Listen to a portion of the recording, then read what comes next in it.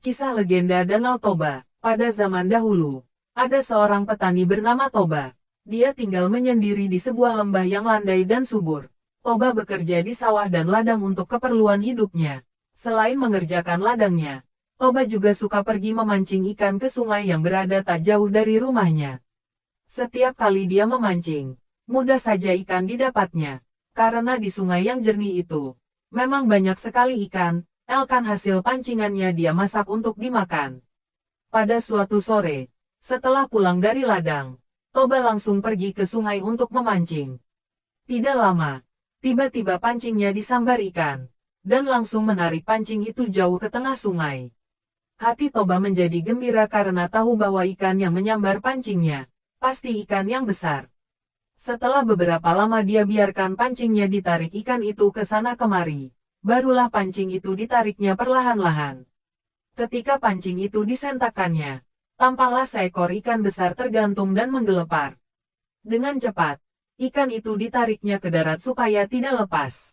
Sambil tersenyum gembira, mata pancingnya dia lepas dari mulut ikan itu. Toba tersenyum sambil membayangkan, betapa enaknya nanti daging ikan itu kalau dipanggang. Dia pun langsung meninggalkan sungai dan pulang ke rumah karena hari juga sudah mulai senja. Setibanya di rumah, Toba langsung membawa ikan besar hasil pancingannya ke dapur. Ketika dia hendak menyalakan api untuk memanggang ikan itu, ternyata kayu bakar di dapur rumahnya sudah habis. Dia segera keluar untuk mengambil kayu bakar dari bawah kolong rumahnya. Kemudian, sambil membawa beberapa potong kayu bakar, dia naik kembali ke atas rumah dan langsung menuju dapur. Pada saat Toba tiba di dapur, dia terkejut sekali karena ikan besar itu sudah tidak ada lagi. Tetapi di tempat ikan itu diletakkan, tampak terhampar beberapa keping uang emas. Toba segera membawa keping uang emas ke dalam kamar. Ketika Toba membuka pintu kamar, tiba-tiba darahnya tersirap. Di dalam kamar itu, berdiri seorang perempuan cantik dengan rambut panjang terurai. Toba menjadi sangat terpesona karena wajah perempuan yang berdiri di hadapannya luar biasa cantiknya. Karena hari sudah malam, perempuan itu minta agar lampu dinyalakan. Setelah Toba menyalakan lampu, perempuan itu bercerita bahwa dia adalah penjelmaan ikan besar yang tadi didapat Toba ketika memancing di sungai. Kemudian, dijelaskannya pula bahwa beberapa keping uang emas yang terletak di dapur itu adalah penjelmaan sisiknya. Setelah beberapa minggu perempuan cantik itu tinggal serumah bersamanya, Toba pun melamar perempuan tersebut untuk jadi istrinya. Perempuan itu bersedia menerima lamarannya dengan syarat, Toba harus bersumpah seumur hidup agar dia tidak pernah mengungkit asal-usul istrinya yang merupakan jelmaan seekor ikan. Toba pun kemudian bersumpah. Setahun kemudian, mereka dikaruniai seorang anak laki-laki yang diberi nama Samosir. Samosir sangat dimanjakan ibunya, sehingga mengakibatkan anak itu bertabiat kurang baik dan pemalas.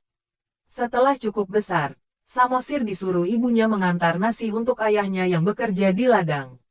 Namun, sering dia tolak, sehingga terpaksalah ibunya yang mengantarkan nasi ke ladang. Suatu hari, Samosir disuruh ibunya lagi mengantarkan nasi ke ladang untuk ayahnya. Mulanya dia menolak, tapi karena terus dipaksa ibunya, dengan kesal pergilah dia mengantarkan nasi itu. Di tengah jalan, sebagian besar nasi dan lauk pauknya dia makan. Setibanya di ladang, sisa nasi itu yang hanya tinggal sedikit, dia berikan kepada ayahnya. Toba sudah merasa sangat lapar karena nasinya terlambat sekali diantarkan. Toba sangat marah ketika melihat nasi yang diberikan kepadanya bersisa sedikit. Amarahnya semakin bertambah ketika anaknya mengaku bahwa dia yang memakan sebagian besar nasi itu. Kesabaran Toba hilang. Dia memukuli anaknya sambil mengatakan, "Anak yang tak bisa diajar. Tidak tahu diuntung, dasar keturunan perempuan ikan." Sambil menangis, Samosir berlari pulang menemui ibunya di rumah. Dia mengadu kalau dipukuli ayahnya.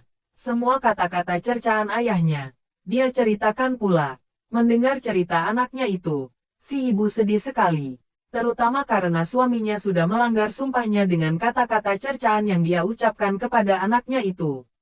Si ibu menyuruh anaknya agar segera pergi mendaki bukit yang terletak tidak begitu jauh dari rumah mereka, dan memanjat pohon kayu tertinggi yang terdapat di puncak bukit itu.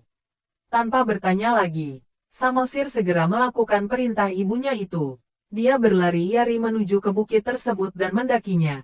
Saat si ibu melihat Samosir sudah hampir sampai ke puncak pohon kayu yang dipanjatnya di atas bukit, dia pun berlari menuju sungai yang tidak begitu jauh letaknya dari rumah mereka. Ketika dia tiba di tepi sungai itu, kilat menyambar disertai bunyi guru yang menggelegar. Sesaat kemudian, si ibu melompat ke dalam sungai dan tiba-tiba berubah menjadi seekor ikan besar. Pada saat yang sama, sungai itu pun banjir besar dan turun pula hujan yang sangat lebat. Beberapa waktu kemudian, air sungai itu sudah meluap kemana-mana dan tergenangi lembah tempat sungai itu mengalir. Toba tidak bisa menyelamatkan dirinya. Dia tenggelam oleh genangan air. Lama-kelamaan, genangan air itu semakin luas dan berubah menjadi danau yang sangat besar. Danau itulah yang kemudian hari dinamakan orang sebagai Danau Toba. Sedangkan pulau kecil di tengah-tengahnya diberi nama Pulau Samosir.